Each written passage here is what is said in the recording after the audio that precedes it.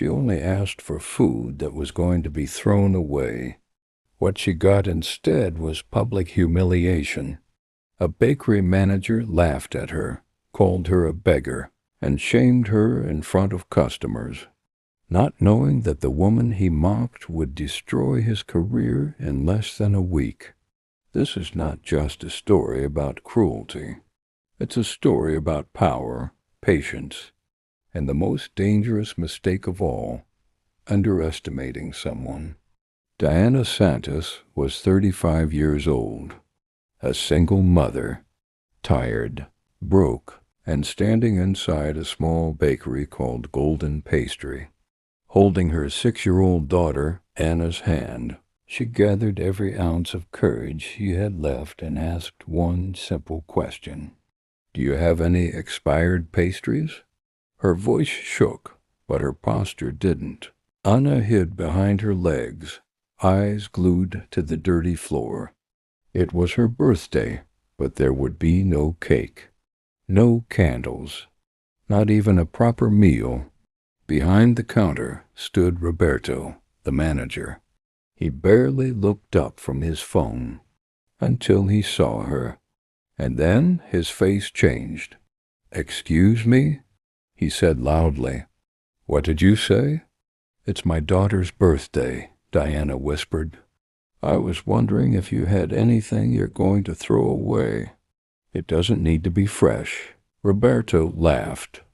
Then he raised his voice so the whole bakery could hear. "Hey, everyone. We've got a beggar here asking for free food." The room went silent. Some customers looked at Diana with pity. Others turned away in embarrassment. Anna started crying. "Please," Diana said softly. "I'm not asking for anything that costs money." Roberto leaned forward, enjoying every second. "You people always have a sad story. Birthday, hunger, sickness. I've heard them all." At a corner table, a man quietly put down his sandwich. His name was Gabriel Williams. Simple clothes, quiet presence. No one knew he owned one of the largest restaurant chains on the East Coast. And no one knew he was watching everything. "This is a serious business," Roberto continued. "We don't feed bums here. If you want food, get a job and pay like normal people." That's when Anna spoke. "Mommy, let's go. I'm not hungry anymore." Diana closed her eyes. She bent down, kissed her daughter's forehead, and whispered something only Anna could hear. Then she stood up straight, looked Roberto directly in the eyes, and said calmly, "You're right. People like me always have a story." She took Anna's hand and walked out, her back straight, her dignity untouched. Roberto laughed loudly behind them. But Gabriel noticed something else. Diana wasn't defeated. She had memorized everything. The broken cameras, the expired health certificate, and Roberto's full name stitched on his uniform.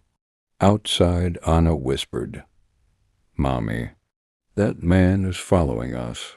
Gabriel was keeping his distance, and Diana smiled, because she knew something Roberto didn't. 3 blocks away, Diana stopped at an empty square.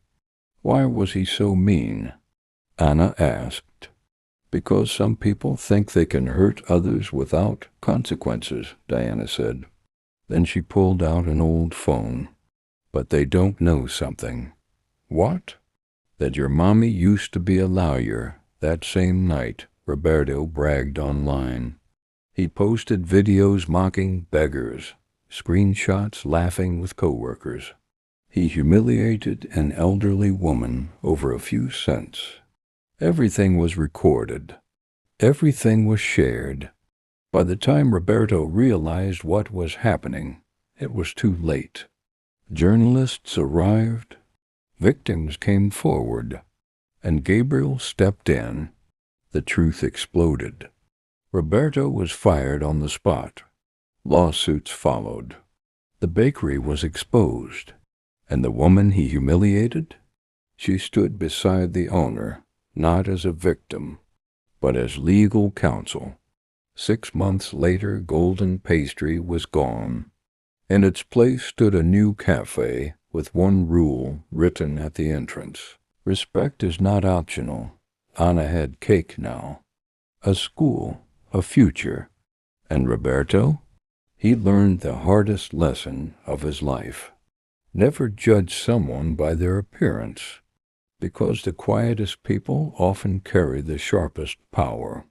If this story moved you, subscribe to the channel, like the video, comment if you've ever been underestimated, and remember,